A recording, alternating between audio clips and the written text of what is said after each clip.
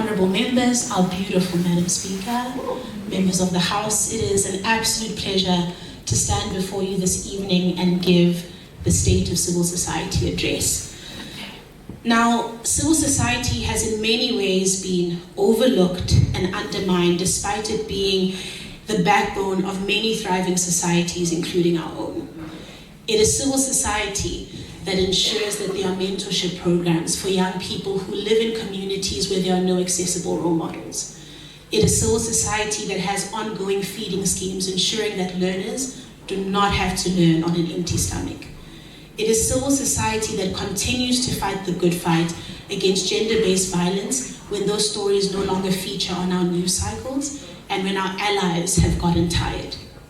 Now, civil society is the third sector of society, separate from government, separate from the private sector. It includes all institutions and organizations that are fully focused on addressing our socioeconomic and socio-political challenges. But most importantly, it includes institutions that uphold our democracy and hold government to account.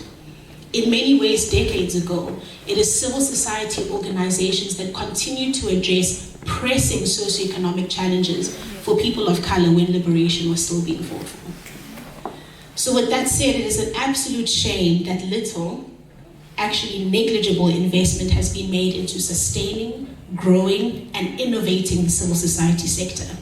A sector that is full of potential with a track record of good work. There are several issues plaguing the sector, rendering it increasingly ineffective and increasingly void of impact, and I'll go through a few of them. The first is that there's no institutional support for civil society organizations, and this includes non-profits, foundations, charities, trusts, you name it. Organizations that do impactful work, uplift communities, there's no institutional support. Now, there's no institution that fights for the betterment of civil society organizations, or one that creates policies that allow ease of doing business for these organizations. There were over 266,000 registered nonprofits in 2022, up from 248,000 the previous year, up from 228,000 the year before that. Yet there's no home for this ever-increasing number of organizations. As a result of this, there's no institutional cohesion within the space, making it painfully difficult, nearly impossible really, for civil society organizations to collaborate. And this is a disaster, in my opinion, for a sector that thrives on collaboration and joint efforts. Now, the lack of institutional support has made it even more challenging because the act of registering a nonprofit is a nightmare. Talk less of other legalities. The second challenge is the dream that we have been sold, that only for-profit entities can improve our economy. As a result, civil society organizations are forced to shift their focus from solely being about impact to impact with a profit. And you might fight me on this, but I guarantee you that 9 times out of 10, that for-profit motive will take precedence over that impact motive. And what we have left on the other end are people with real needs and real challenges that aren't being met at the root. The third challenge is the lack of meaningful youth participation and representation in civil society. Civil society leadership is one predominantly male, and we'll touch on that at some point here, but also it has very little youth representation. And for us as young people, our developmental agenda is being developed by people with no contextual understanding of our lived experiences. And so, despite this very bleak picture, the optimist in me still chooses to believe that there's hope.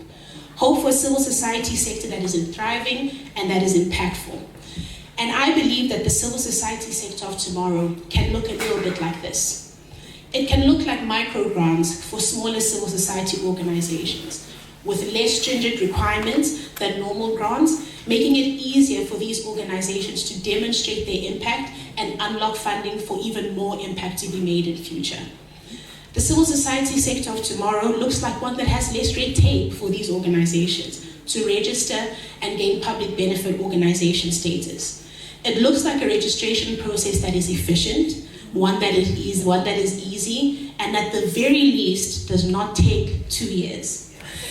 It also looks like more capacity building for these non-profit organizations, ensuring that they are equipped with the tools that they need to scale their work. The civil society sector of tomorrow looks like increased cohesion in the space, where these organizations know who's who, who's doing what, and have spaces where they can connect and collaborate.